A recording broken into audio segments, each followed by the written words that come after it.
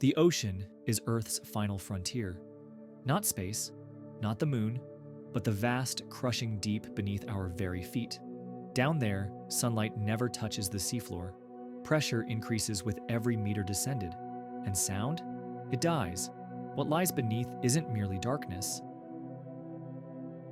Chakra Andor's silence. A silence so complete, it feels unnatural. We call this place the abyssopelagic zone, the abyss. Stretching from depths of 4,000 to 6,000 meters, it makes up over 83% of the ocean's volume. Yet it's almost entirely unseen. And what we do know doesn't make sense. In this forgotten zone, life as we understand it ceases to exist, or so we thought. Despite decades of exploration and billions of dollars spent mapping planets millions of kilometers away, more than 99% of Earth's deep ocean remains unexplored. We have better topographic maps of Mars than we do of our own seafloor. The ocean resists us. Pressure that would crush a human in seconds, temperatures near freezing, equipment that fails, light that disappears, and the deeper we go, the stranger it becomes. Flat, empty plains stretch endlessly beneath the waves. Visibility is near zero. Movement is rare. Yet every so often in the darkness, something stirs, something that challenges everything we thought we knew. Down there, ancient cities sleep beneath layers of salt and silt. Places like Atlat Yam and Pavlopetri, submerged civilizations that predate written history. They whisper of a time when land and sea were locked in a battle, swallowing entire worlds whole. But it's not just history buried down there. It's motion, subtle, massive. Deep sea monitoring systems have begun picking up strange anomalies. Low-frequency vibrations, rhythmic pulses traveling across the seabed with no tectonic origin, signals that suggest something large, deliberate, and alive is moving through the darkness. In 2016, a research drone captured a shadow too large for any known whale, gliding against the current 8,000 meters deep. Moments later, the drone's lights flickered and the feed cut out. The anomaly remains unexplained, and these events are not isolated. Across the globe, sonar buoys pick up massive disturbances, powerful enough to register on seismographs. Always at extreme depths. Always from places humans cannot reach. Scientists offer theories: underwater landslides, volcanic activity. But none explain the patterns. None account for the consistency. And still, the signals continue. Faint, enormous, and growing. As if something is awakening. As if the silence we thought eternal was only temporary. And as we descend deeper into the Hadal trenches where the ocean floor itself breaks apart, the truth becomes harder to explore. Because in the deepest, coldest, darkest places on Earth, something is moving, and it's not moving randomly. It's moving with purpose. Part 2, the Hadal Unknown. Beneath the abyss lies another world entirely. A place so extreme, it has its own name, the Hadal Zone. Beyond 6,000 meters, the ocean floor is ripped open by deep trenches, wounds carved into the Earth's crust by the slow, grinding dance of tectonic plates. Here, the pressure is over 1,000 times greater than at sea level. Temperatures plunge near freezing. Light is a distant memory. Few machines have ever survived a descent this deep. Even fewer have returned with anything but static. Yet, in the blackness, life persists. Strange, alien life. Creatures with translucent skin, bioluminescent lures, mouths lined with rows of needle-like teeth. Beings evolved not to dominate, but to endure. Among these fragile survivors, new mysteries have begun to surface. In 2019, researchers deploying deep-sea gliders near the Kermadec Trench recorded an anomaly unlike anything previously observed. A consistent, pulsing sonar shadow, moving slowly at a depth of 9,000 meters. It was massive, hundreds of meters long, moving against the current. No known species, no geological process, no man-made object could account for it. Some speculated it was a rogue whale pod. Others suggested collapsing methane deposits, but the patterns were too orderly, too deliberate, the shape too defined, and then the signal vanished, just like before. Days later, the gliders captured something else, enormous fields of disturbed sediment trailing off into the darkness like the path of a migrating leviathan. Whatever had passed through was heavy enough to leave scars across the ocean floor. Satellite, gravimetric data even suggested slight mass shifts, imperceptible to humans, but detectable by instruments orbiting Earth. The conclusion? Something massive was moving beneath the trenches, something capable of disturbing the very geology of the deep. Yet we have no idea what it is. No eyes have seen it. No nets have captured it. No names exist for it. Only whispers and fear. Because in the ancient myths of countless cultures, the ocean was never just water. It was a boundary. Beneath the calm surface of our oceans lies a world we barely understand. A place not just unexplored, but almost untouched. This zone is not a vibrant reef or a bustling current. It's a region known as the abyssal plain, flat, featureless, and in many places, completely silent. But here's the strange part. This part of the ocean is so vast that it makes up more than half of Earth's surface, and yet 99% of it is still completely unexplored. We've sent rovers to Mars and probes to Jupiter's moons, but the ocean floor, right here on our own planet, remains a mystery. No light penetrates this far down. Temperatures hover just above freezing, and the pressure? It's crushing. Over 500 times what you feel at sea level. This is not a place for the faint of heart, but something is moving down there. Sonar scans occasionally pick up anomalies, massive shapes that don't match geological formations, shadows that glide silently across the abyss, shapes too large to be whales, too slow to be submarines. Could they be geological events, malfunctioning instruments, or something else entirely? Scientists don't have answers, only questions. Take the region near the submerged city of Pavlopetri. This ancient city now lies beneath the waves, preserved in eerie silence. Not far from it, in the deepest trenches, something massive was recently picked up by deep-sea hydrophones. A sound, low, powerful, rhythmic, unlike any marine life we know. It echoed through the water for over 2 minutes, fading into silence like a voice being swallowed by the sea. Similar stories emerged from the area surrounding Yam, another underwater settlement. Divers exploring the site often report strange sensations, pressure changes, temperature shifts, or the feeling of being watched. Could these feelings be linked to deep-sea creatures rising closer to the surface? Or are they byproducts of the immense, unseen movements taking place miles below? Many of these unexplored regions fall within what's called the midnight zone, a pitch-black part of the ocean that begins around 1,000 meters down and extends to over 6,000 meters. No sunlight ever reaches here. Most life survives through chemosynthesis, not photosynthesis. This is where you find creatures that look more like aliens than animals, many never before seen by humans. And it's in these depths where sonar readings have shown massive objects shifting position over time. Unlike the desert or the tundra, the deep ocean is not static. It's constantly moving, constantly reshaping itself. Hydrothermal vents spew mineral-rich water like underwater geysers. Entire ecosystems form around them, fed by heat and chemicals rather than light. Could something be living among them? Something large enough to elude detection, yet powerful enough to leave traces in sonar? Something that moves when no one is looking?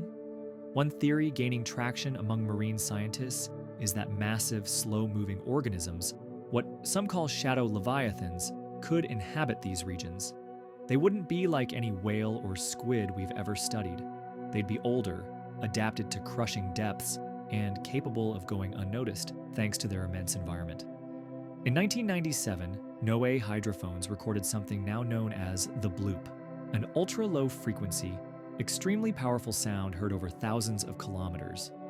Some attributed it to icequake or collapsing shelf ice.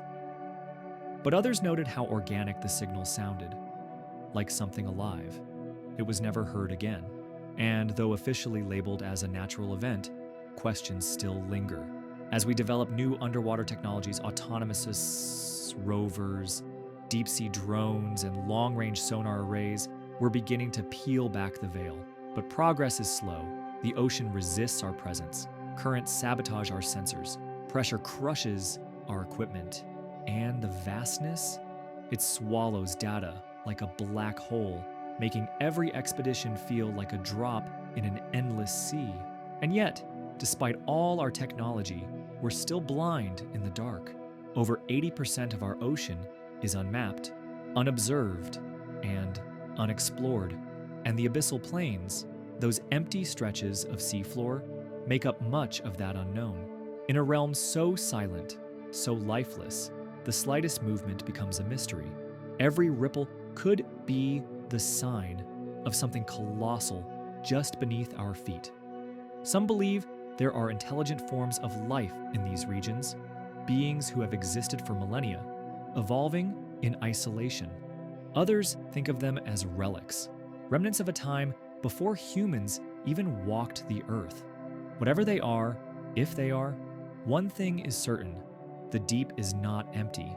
It watches, it listens, and occasionally it speaks through vibrations, through sonar echoes, through the inexplicable shifting of shadows far beneath the waves. So the next time you look out over the ocean, remember that vast blue horizon is just the surface. Below it lies a world more alien than anything we've encountered in space. A world where light never reaches. A world where light never reaches. And yet, something stirs. In this forgotten depth of the ocean, where darkness rules and time seems suspended, the sea becomes something else entirely. Not just a habitat, but an alien realm on our own planet. This is the Bath-Ipelagic Zone, also called the Midnight Zone, stretching from 3,300 to 13,000 feet beneath the surface. Here, there is no sunlight, no warmth, and almost no human presence. It is a world of stillness, of silence, and of mystery. The pressure at these depths is crushing, over 5,500 pounds per square inch. That's like balancing a stack of 50 jumbo jets on your head. The temperature drops to near freezing, and yet life finds a way to survive. But it's unlike any life you've ever seen. These creatures are not designed to impress. They are designed to endure. The fang-tooth fish with teeth so large they can't close their mouths. The gulper eel with a jaw that unhinges to swallow prey half its size. The anglerfish glowing eerily in the void, using bioluminescent lures to draw its victims closer. Here, beauty is warped, function reigns, and evolution plays by a different set of rules. But this isn't the end of the descent. Far from it. Beneath the Midnight Zone lies the Hadal Zone, the deepest region of the ocean, beginning at 20,000 feet and descending into trench-like crevices that tear into the Earth's crust. The Mariana Trench, the most famous among them, plunges nearly 7 miles beneath the waves, deeper than Mount Everest is tall. These trenches are among the least explored places on the planet. Not because we haven't tried, but because our technology has barely scratched their surface. Most of what we know about them comes from brief, fragmentary glimpses. A robotic arm scooping up sediment, a sonar ping bouncing off a distant, unidentifiable mass. And that's where the mystery begins. Over 99% of these deep-sea realms remain unexplored. Not unvisited, unseen, unknown, unmapped. There are places in these depths where no submersible has ever reached, where the silence is so deep it feels alive. And every now and then, in that silence, something moves. Sensors have picked up seismic disturbances with no geological explanation. Sonar readings show shadows, massive, slow-moving shapes that vanish before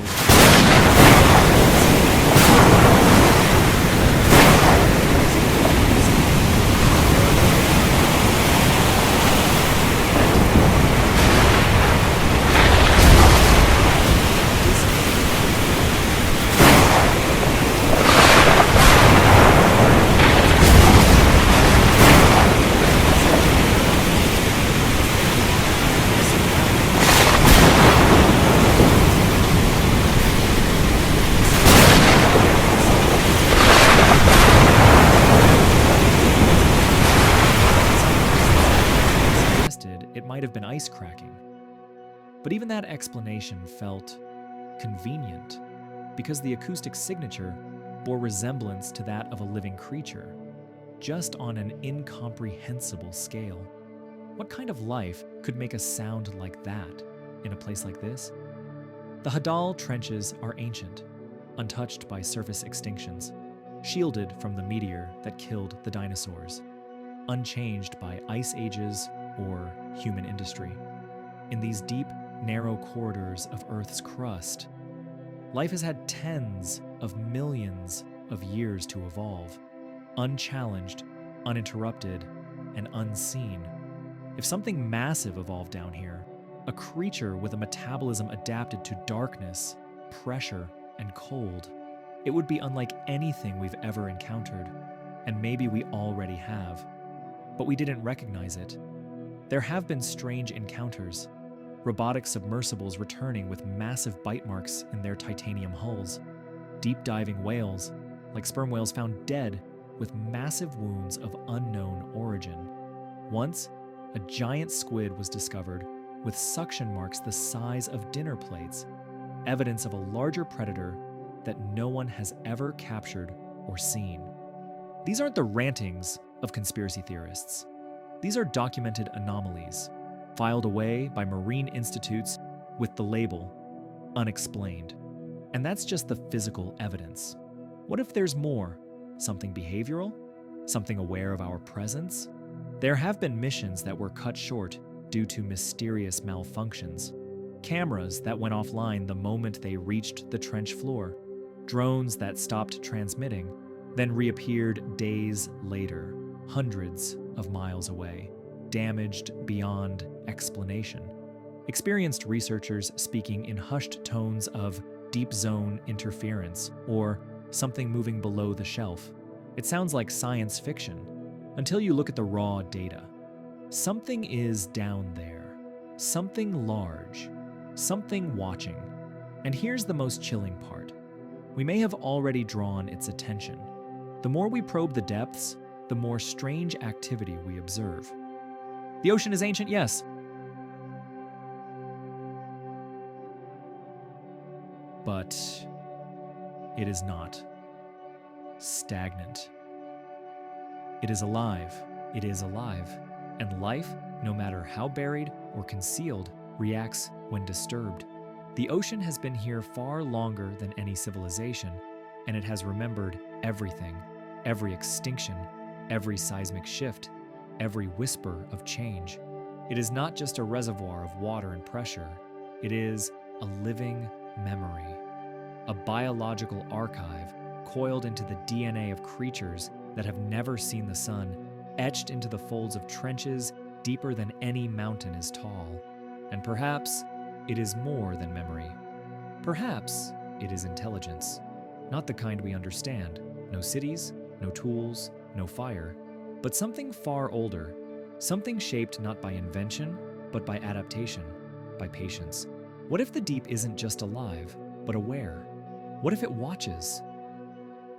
We've always assumed that our gaze into the deep was one-sided, that we were the observers, the intruders, peering into an untouched world. But there's a fundamental flaw in that assumption. One that every diver, every oceanographer, every soul who has ever felt the vast pressure of the deep knows in their bones. Down there, you are not in control. It is not silence you hear in the deep, it is presence. It is the overwhelming awareness that something vast and ancient is listening back. And it does not speak in language. It does not emerge. It does not announce itself. It waits. Some call it myth. Others call it madness. But there is a growing number of researchers, serious scientists, who suspect we're only beginning to understand the true nature of the ocean. We used to believe the seafloor was lifeless. Then we discovered hydrothermal vents teeming with alien-like ecosystems. We used to think nothing could survive the pressure. Then we filmed jellyfish glowing like stars, floating at depths once thought sterile. What else have we misunderstood? What if those strange sonar shadows, those inexplicable signals and bite marks, are glimpses of something we're not yet equipped to classify, something beyond our taxonomy, not fish, not mammal, not machine, but something that has been evolving in darkness for millions of years, without our interference. Until now, some ancient myths spoke of the sea as a womb, the birthplace of all life. Others saw it as a grave, a gateway to the underworld. But maybe it's both. Maybe what began here never really left. Maybe the sea is still the domain of something we forgot existed, or tried to forget. Because here's the uncomfortable truth. Every time we reach deeper, send down a probe, drag up sediment from the trench floor, we are not just exploring, we are announcing ourselves, sending signals, vibrations, light, heat, sound, waking something up. What would it mean if we're not alone in the depths? Not in the sense of alien visitors, but of native giants, beings that evolved not above us, but below us, hidden in plain darkness. Would we be brave enough to face that truth? Or would we try once again to bury it beneath data and doubt? The deepest places on Earth are still untouched by our cities and wars, but not untouched by our curiosity. Every expedition brings with it the potential for contact or confrontation. And perhaps the reason we haven't found definitive proof of these things is not because they don't exist, but because they choose not to.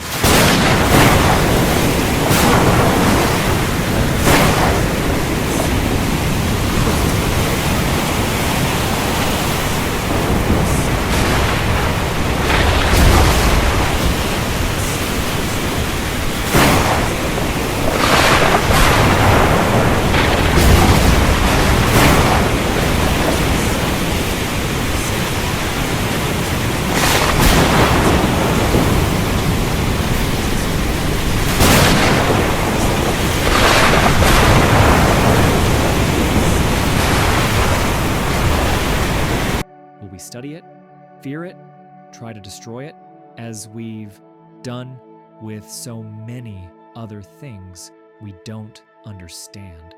Or will we realize the truth we've been avoiding since we first sailed the seas, that we are not the apex of this world? We never were. The real titans, the original architects of life, are still out there, not in the stars, but in the abyss. And maybe, just maybe, something down there is starting to rise, not out of aggression, not out of hunger, but because it's curious, because it's been listening, and now it's answering.